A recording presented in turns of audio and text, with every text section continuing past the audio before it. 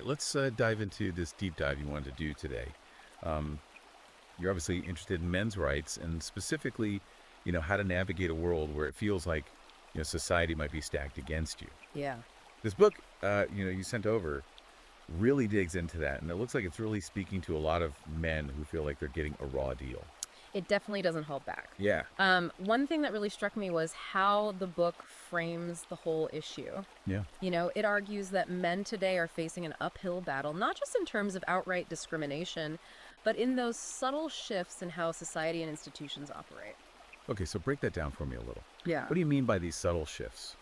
Well, let's take the workplace as an example. Sure. The book argues that these diversity initiatives, while they sound positive on the surface, can actually put men at a disadvantage, especially white men. Mm. It claims that these programs can basically become like quota systems where men are passed over for promotions or opportunities, Yeah. even if they are, more qualified on paper. That's an interesting perspective that you don't often hear in mainstream discussions about equality. Yeah, for sure. I mean, is this book making you rethink some of your own assumptions about things? It's definitely challenging conventional thinking. Yeah. And it's not just limited to the workplace. Okay. It also goes into education, claiming that policies influenced by feminism have led to a decline in how boys are doing academically. Okay. It even cites Sweden as an example, where boys are now 50% more likely to fail in school than girls. 50%? Wow. That's a pretty stark statistic. It is. Is the book saying that feminism is entirely to blame for this, or are there other things going on? It's not saying feminism is the sole cause, Okay. but it does argue that some policies aimed at empowering girls have unintentionally created a learning environment that doesn't work as well for boys. Yeah. For example, it claims that some teaching methods might be more suited to how girls learn, leaving boys feeling left out and falling behind. So it's not about taking away opportunities from girls, but recognizing that boys might need a different approach to thrive in education. Exactly. The book is pushing for a more, nuanced understanding of how gender differences play out in education and moving away from this one-size-fits-all approach. Okay, now things get really interesting when the book dives into the legal system, Yeah. specifically family court. It paints a picture of family court as like this minefield for men. Right. The book is pretty critical of what it sees as a bias against men in family court, Yeah. particularly when it comes to divorce and child custody. Yeah. It argues that the system tends to favor mothers, even in cases where fathers are, actively involved and capable parents. That's a pretty serious accusation. What kind of evidence does the book present to back that up?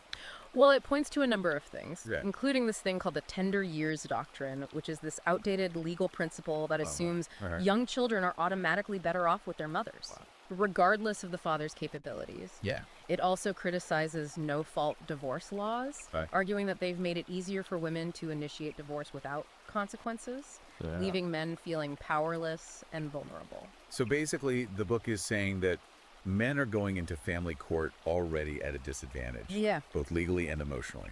That's the main argument. Okay. And it goes beyond custody battles, too. The book highlights the financial burden that divorce often puts on men, Right. with alimony and child support payments that can be crushing, even if they're determined fairly. Right.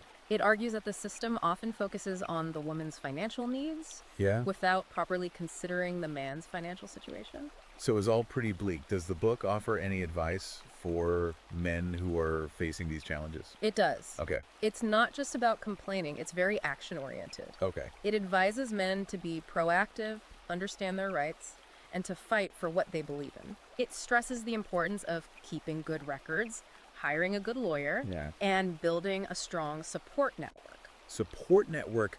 Okay. I think this is where things might start clicking for a lot of guys out there. Right. It's one thing to read about these issues, but it's another to actually feel like you're not alone in going through them.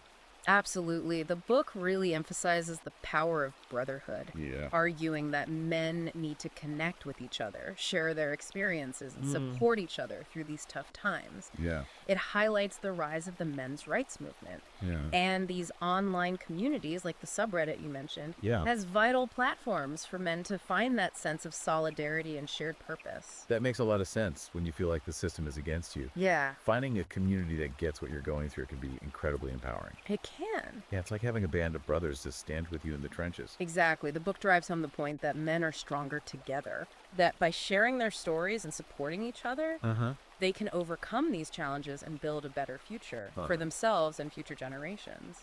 Now, I'm curious about this idea of reclaiming masculinity that the book talks about. Okay. It sounds like it's pushing back against that whole toxic masculinity thing we hear so much about. You're right. The book completely rejects the concept of toxic masculinity. Okay. It argues that it's a feminist idea designed to make traditional male traits seem bad and to shame men for just being men. It argues that qualities like strength, assertiveness, even risk-taking aren't inherently negative, but are essential for men to succeed and contribute to society. So it's not about denying that some male behaviors can be harmful, right? No. It's about recognizing that there are also good aspects to traditional masculinity worth preserving. Exactly. The book argues that men need to reclaim these positive aspects, to embrace their masculinity without shame or apology, and to channel their energy in positive ways. It's interesting that the book even uses the term warrior mentality in a positive light. Yeah. That's a term that often gets thrown around negatively, but the book seems to be reframing it as a mindset of resilience and strategic thinking that men can use to overcome obstacles. Exactly. It's about embracing that warrior's strength and determination, but channeling it towards goals like building a successful career, protecting their family, or contributing to their community. It almost sounds like the book is trying to revive a sense of honor and purpose among men, a sense that's maybe been lost in modern society. Yeah, that's a good way to put it. The book argues that men are searching for meaning and purpose, and they can find it by embracing those good parts of their masculinity and using their strengths to make a positive impact. I know we've barely scratched the surface of this book, but I can already see why it's hitting home with men who are feeling disillusioned or marginalized. It's like it's giving them a way to express their frustrations and a framework for understanding their experiences. And it's not just about understand. The book is a call to action. It's urging men to not just sit back and complain, but to take charge of their lives, build a better future for themselves and their families. All right, so we've talked about a lot here. Challenges in the workplace, the family court system, the power of brotherhood, reclaiming masculinity. It feels like we're just getting started, though. There's so much more to uncover here. There is, definitely. Okay, well, buckle up, everyone. Yeah. We're going in deep. We are. Let's get back to that idea of the gynocracy you brought up. Yeah, okay. It's a term you hear a lot in men's rights discussions. And this book really dives deep into it. I think it's something that a lot of men in our audience are wrestling with. This idea that society has shifted to favor women, often at the expense of men. Right. The book argues that you can see this shift towards a gynocracy in all sorts of places in society.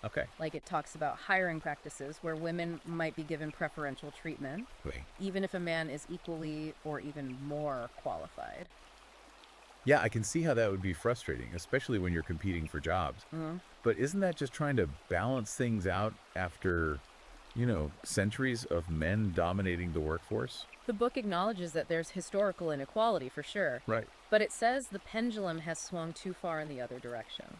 It claims men are now facing a new kind of discrimination, one that's often disguised as progress. So it's not about denying that women have faced discrimination, right? It's about recognizing that the solutions may have created new problems for men. That's the point. The book wants a more balanced approach. One that acknowledges the needs and challenges of both genders. It even talks about benevolent sexism. Benevolent sexism, where actions that seem positive towards women actually reinforce traditional gender roles and undermine true equality. Give me an example of what the book considers benevolent sexism. Well, think about things like expecting men to always pay for dates. Or to give up their seats for women on the bus or train.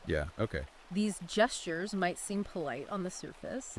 But the book argues they keep this idea going that women are weaker or more dependent on men. That's interesting. I never thought of it that way. Yeah. It's like these chivalrous acts, even if they're well-intentioned, could actually be part of the problem. That's the argument. The book says true equality means treating men and women as equals in everything, Okay. not just jobs or legal matters. Right. Okay, let's move on to another controversial topic the book brings up. Yeah. The marriage strike. Uh-huh. I know a lot of men in our audience are choosing not to get married, Right? and this book seems to be validating their concerns. The book presents the marriage strike as a logical response Yeah, okay. to the risks and disadvantages of marriage for men. Right. It argues that men are hesitant to get married because they see it as a potential trap Okay. that could lead to financial ruin, emotional distress, Yeah. and even losing their kids in a divorce. So it's not that men don't want love or family, Yeah. right? They're just afraid of what could happen if things go sour. Exactly. That's a really important point. Yeah. The book highlights how divorce laws often favor women, Right. leaving men with alimony and child support payments. That can be financially devastating. Uh-huh. It also argues that family courts are often biased against fathers Yeah. when it comes to custody decisions. I know that's a huge worry for a lot of men listening. They see these stories of men losing their homes, savings, even relationships with their kids after divorce. Right. And it makes them really hesitant to get married. The book doesn't shy away from these realities. It tells men to be aware of the risks, to protect themselves legally and financially, and even consider other relationship models that might be more fair. Okay, so we've talked about the challenges for men in the workplace, the legal system, even in relationships. Yeah. Now let's talk about a space where men are finding support and connection. The manosphere. The book has a really interesting take on the manosphere. Yeah. It sees the good things about this online world. Uh-huh. It sees it as a place for men to connect with others who think like them, Yeah. to share what they're going through and Right. find a sense of belonging. I think the manosphere has been a lifeline for a lot of men who feel like they're not being heard in mainstream society. It's a place where they can talk about their frustrations, their worries, their perspectives without being judged or censored. The book recognizes that. Yeah. It also points out how the manosphere is raising awareness Okay. about issues that affect men, like male suicide rates, the challenges of being a father, Yeah. and the biases men face in different parts of life. It's like a countercultural movement, right? Pushing back against this dominant narrative Yeah. that portrays men as privileged and powerful Right.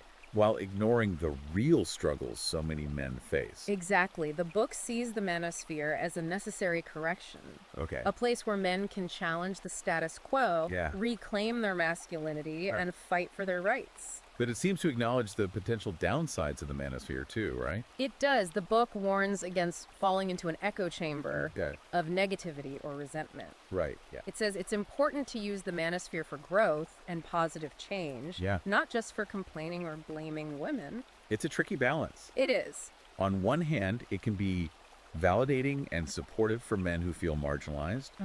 But on the other hand, it could become a breeding ground for anger and misogyny Right. if it's not approached in a healthy way.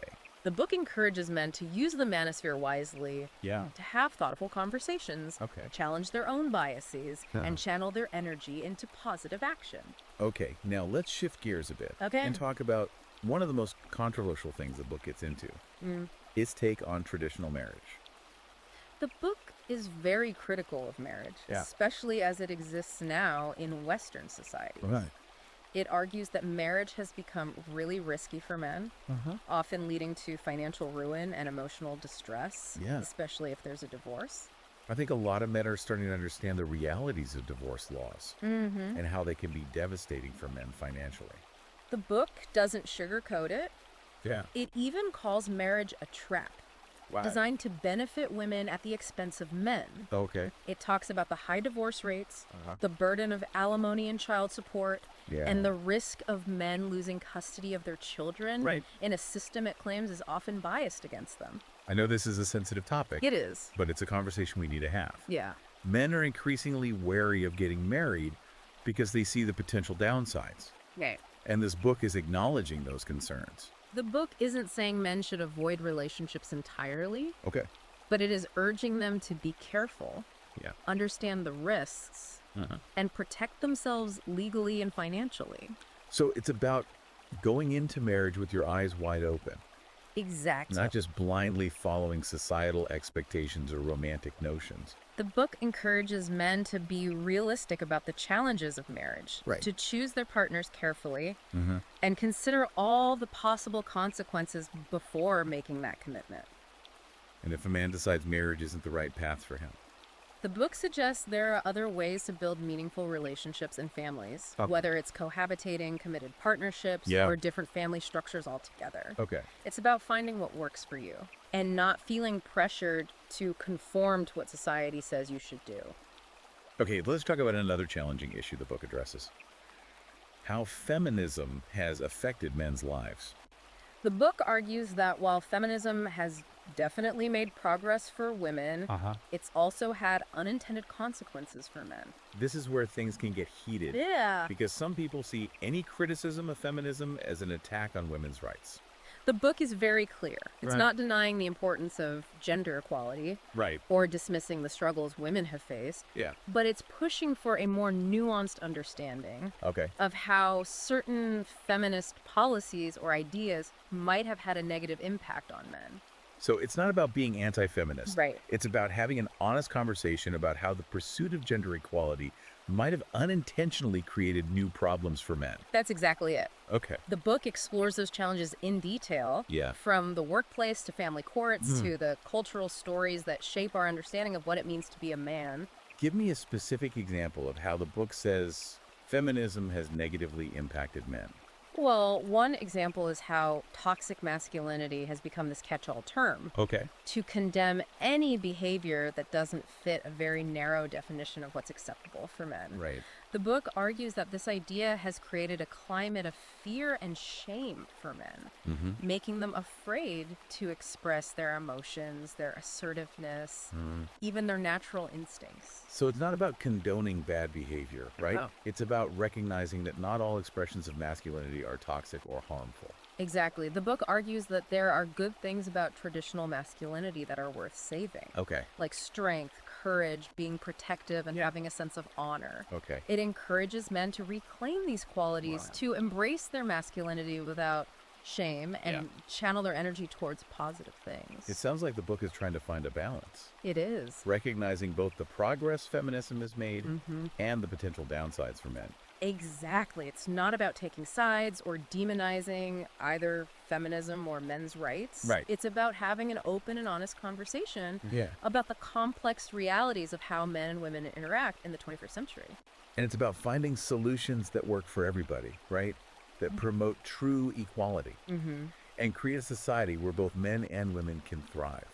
This section of the book really resonated with me. Okay. It talks about men's mental health, Yeah. something that's often ignored or stigmatized. It's true. Men are often told to just man up and bottle up their feelings, Yeah. which can have really bad consequences. The book argues that men are facing a mental health crisis, driven by pressure from society, Yeah. unrealistic expectations, and a lack of support. Right. It highlights those alarming rates of male suicide, Yeah. depression, substance abuse, Right. and it challenges that traditional stoic ideal of masculinity Yeah. that keeps men from asking for help. It's a powerful message. It's It's telling men that it's okay to not be okay.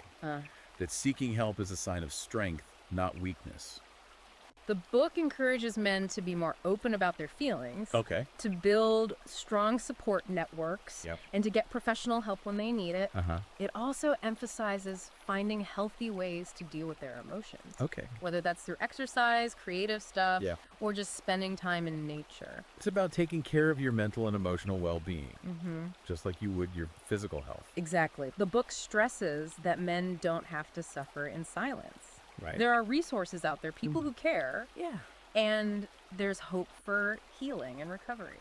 Okay, I'm seeing a pattern here. Yeah. This book isn't just about pointing out the problems. No. It's about giving men the tools to find solutions, Right. to take charge of their lives and create a better future for themselves. Absolutely. And that brings us to another key idea in the book, the red pill. Okay, the red pill. It's a metaphor from the movie The Matrix. Right. It represents choosing to see the world as it really is, even if that reality is tough or unpleasant. I think most of our listeners are familiar with the red pill idea. Yeah, It's about waking up to the realities of how men and women interact. right. the societal biases that often favor women, and the ways men can be disadvantaged or even taken advantage of. The book really digs into the red pill philosophy, Okay. exploring different aspects of this awakening, Yeah. from the legal system to how the media portrays men, Right. to the social expectations that can undermine men's well-being. It's like peeling back the layers of how we're conditioned by society to see the truth, even if it's hard to swallow. The book doesn't hide the potential downsides of the red pill either. Okay. It acknowledges that some men can become angry or resentful, Right. even misogynistic after taking the red pill. It's easy to fall into a victim mentality It is. or to blame women for all of men's problems. The book warns against that. Okay. It says it's important to use the red pill for positive change, Yeah. not as an excuse to dwell on negativity or attack others. Right. It encourages men to channel their energy constructively, Okay. to use their new awareness to improve their own lives, and to fight for a more fair and just society. So it's about taking that red pill awareness and using it to empower yourself, Right. to make good changes in your own life, Yeah. and to advocate for a better future for all men. Exactly. It's about becoming the hero of your own story, I like it. not the victim. Okay, so we've talked about the red pill, which is about waking up to how the world really is. Right. But what about the blue pill? Okay. What does the book say about that? In this book, the blue pill represents choosing to stay ignorant, to live in this blissful state of not knowing. It's the comfort of believing the world is fair, that men and women are treated equally, and that if you work hard and follow the rules, you'll be fine. The book argues that the blue pill is a dangerous illusion, Okay. one that traps men in a cycle of denial and self-sabotage. It says that men who hold on to the blue pill are often blind to the ways they're being disadvantaged, exploited, even manipulated. It's like living in a fantasy world Yeah. where you're unaware of the forces working against you. The book encourages men to reject the blue pill, Okay. to face the truth, no matter how uncomfortable it is, and use that knowledge to empower themselves. So it's a call to wake up, see the world clearly, and take control of your own destiny. Exactly. The book offers a path to liberation. Okay. A way for men to break free from that blue pill illusion yeah. and embrace a more authentic and empowering way of being a man. Okay. It encourages men to become aware of how they've been conditioned, Right. to challenge those limiting beliefs, and create a new set of values that align with their true selves. It's a journey of self-discovery, right? It is. Shedding those layers of social programming and embracing your true potential.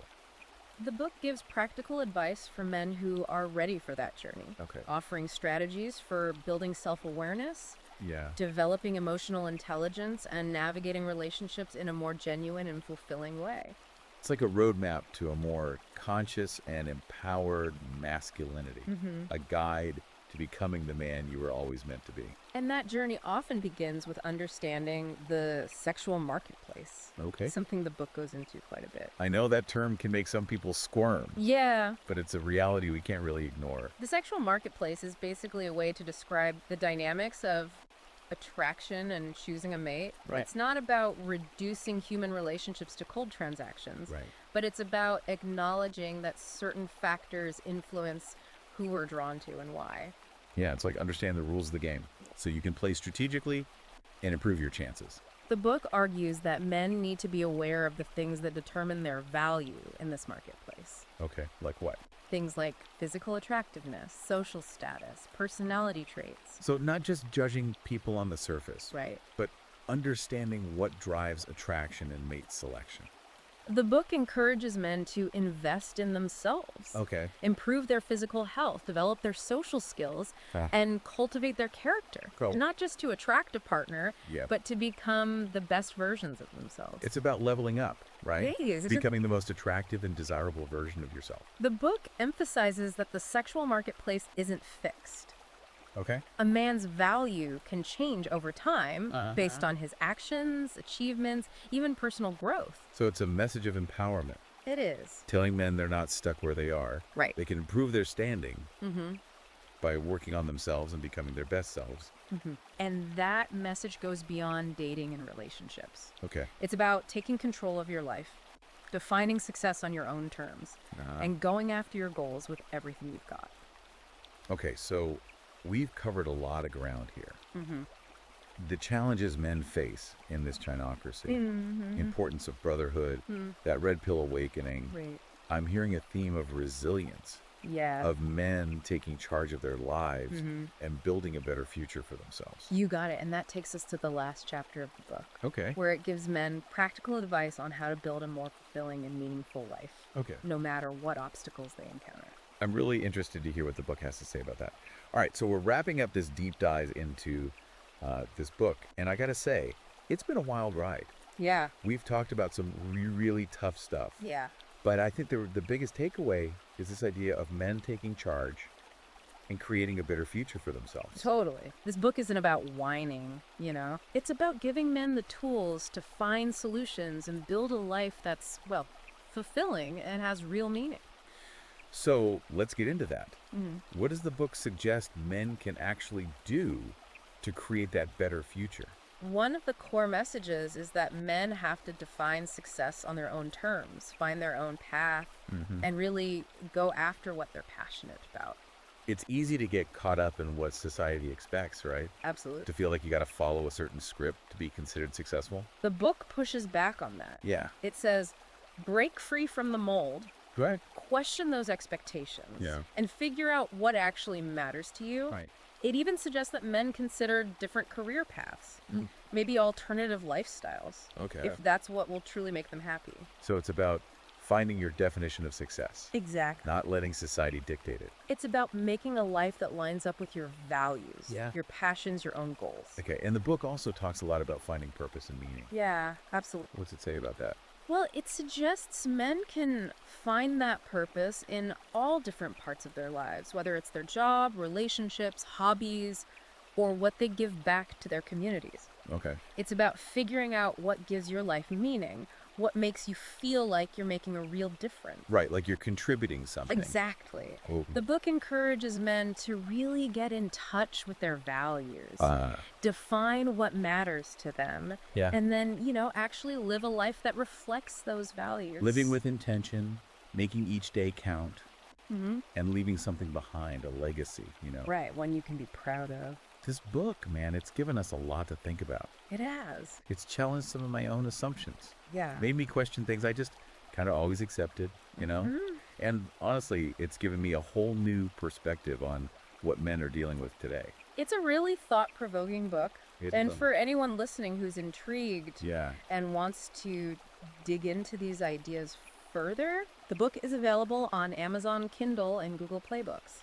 So yeah, if this deep dive has piqued your interest, I definitely recommend checking it out. It could change your whole outlook. Keep learning, keep asking those tough questions, and keep moving forward. Absolutely. And remember, guys, you're not alone in this.